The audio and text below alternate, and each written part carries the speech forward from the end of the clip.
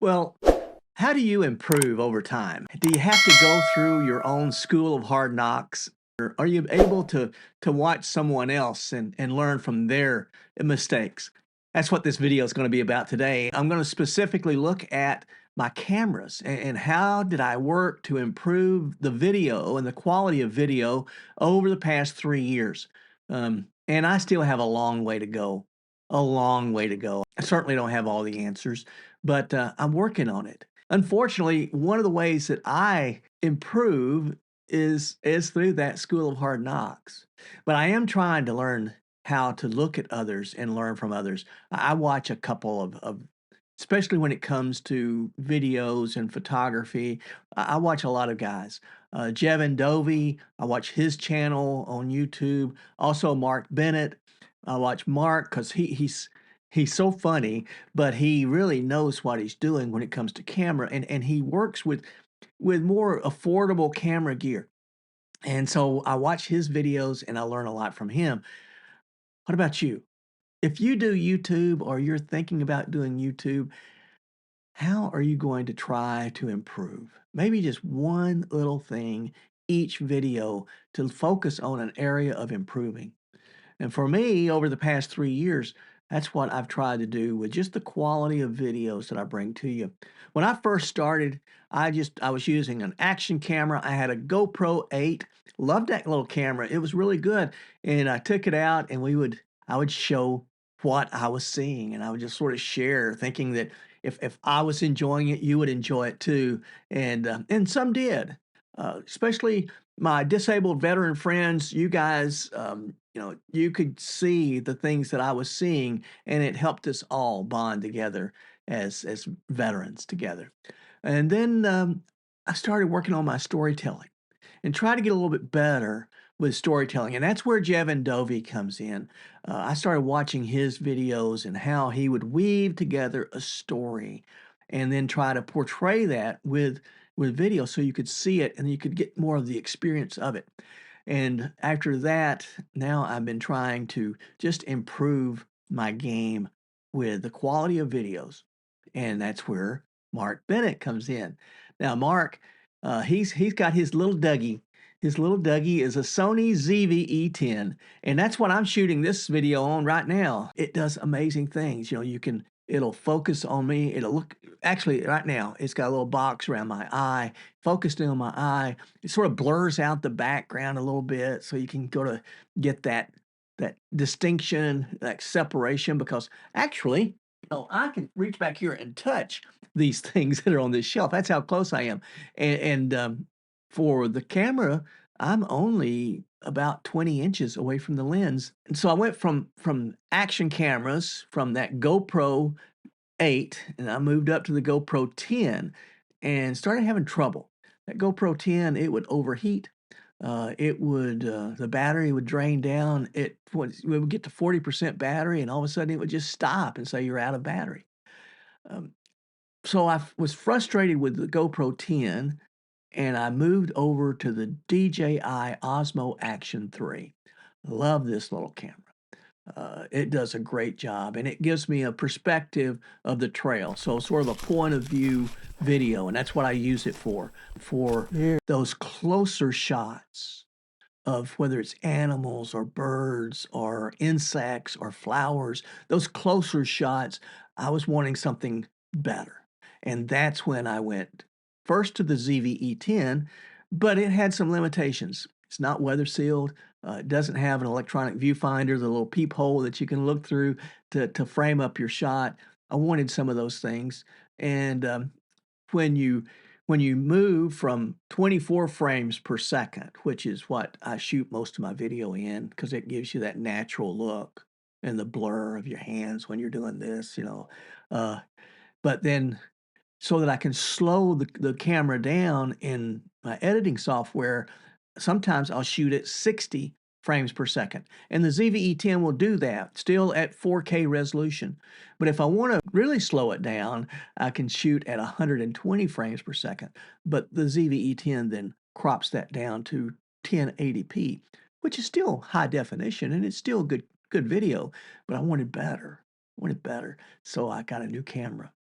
and I got the Sony A6700. And I'll share that with you and some of the comparison between the ZV-E10 and the A6700. Let's get into it. I just want to point out that no matter what camera you have, your videos are only going to be as good as the person that's behind the camera. There's no magic pill to make these things better. We just try and we continue to try to improve. An advantage of these two cameras is that the lenses are interchangeable. I have these three lenses. This is a 16 to 50 millimeter zoom lens. This is the kit lens that came with my little ZV-E10, and it's okay for the average stuff. This is a Sigma 16 millimeter f1.4 lens, and it's an awesome lens. Lets in a lot of light. That f1.4, it gives you a real blurry background when you set it up with a very narrow field of view. This is a great lens. But then my favorite really is this Tamron. This is a 18 by 300 millimeter zoom lens. Has an 18 millimeter wide range and a wide field of view, and then for zoom it goes all the way up to 300 millimeters, and it's an f 3.5 through f 6.3 aperture on here. So you do need some good lighting as you start to use this lens. All three of these lenses will work on both of these cameras. Now, as I mentioned, this little ZV-E10, it's really designed to be for videos. So it is a vlogging camera. And with the kit lens that I have on here right now, with this little kit lens, it's does a really good field of view. You know, it has a 16 millimeter, so you can hold that little bubber up and you can get out and you can walk and you can do your vlog kind of thing. Uh, Disadvantage is there's no internal stabilization in this camera. So if you want it to be real stable, you need to use like a gimbal, and you can do that. Or what I found and what Mark Bennett recommends is that this little camera, it records the geoscopic data for your videos. And Sony offers a free program called Catalyst Browse. And all I do is I take my card, take it out of here, I run the video through Catalyst Browse and it stabilizes. It does have a small crop, like a 10% crop on it, but it does a great job of stabilizing the video. Takes a little while. It takes about 3 to 5 minutes for a minute of video. So it is an extra step in your process, but I just go out and get me another cup of coffee while I'm doing that. So it's no big deal. And I like it.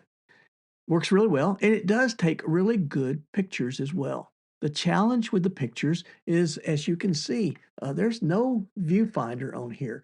And so trying to use the the screen on the back, you can do that, but it's sometimes, especially when it's sunny out, it's hard to line up the shot. So what I've done is I've got a little device. In fact, I think Mark recommended this little device too. But as I said, there was no viewfinder on here, so I got this little device, and this little device is just a little thing that snaps on the back of your camera. It goes right there, and then you can take and you can put your eye up to that and look through, and it blocks out some of the sunlight and it helps you focus up the camera. Disadvantage to this is that it's sort of bulky, right? And it's one more step to have to put on, take off. Has these bands on it, and they work and they secure it well, but I just found that it was just sort of a pain in the old backside. So uh, I really wanted a viewfinder for my camera. The other thing is when you start to slow this down up to 120 frames per second, it does crop it to 1080p instead of the 4K. But beyond that, it's really a great little camera. Even has a pretty good microphone on it, although I usually on the side it has this port for an audio jack, and you can take your external microphone and plug it in here. I take my Rode microphones, my wireless microphone, plug it there, put the receiver on there, plug it in. I've got my little transmitter on me, so no matter where I go, I can sit and I can give good audio from these videos, and they are good. Um, so I do like my little ZV-E10. Great little camera. But everything that was lacking in this, I have found in this A6700 and even more.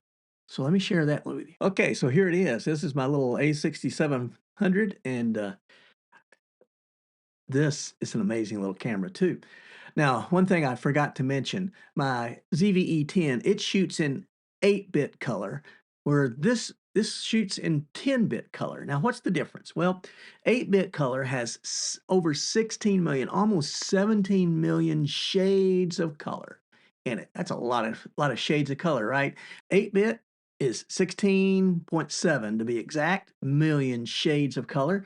10-bit is 1.07 billion shades of colors. So, I mean, marked difference to when you start going to 10-bit color. And this camera fires in 10-bit color in every mode.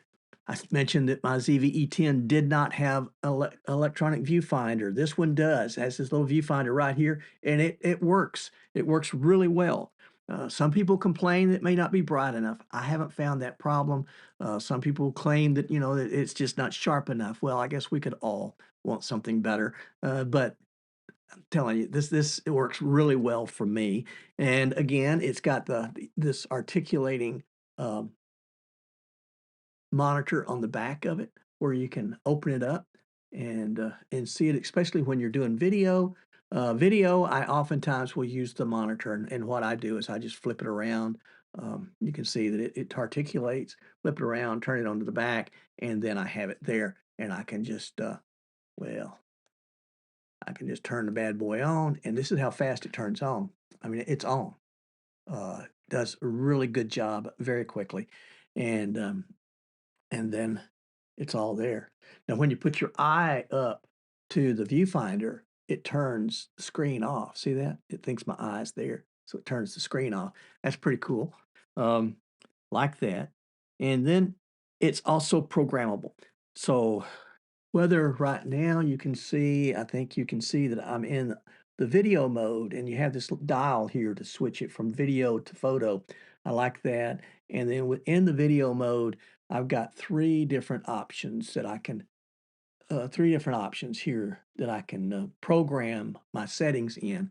What I've done with it is in setting number one, it's just my standard 24 frames per second video mode, and that's what I shoot in most of the time is 24 frames per second. Um, and then, but if I want to slow it down, then I can switch it to number two. And when I go to number two here, that shifts it. I've got it programmed to go into 60 frames per second.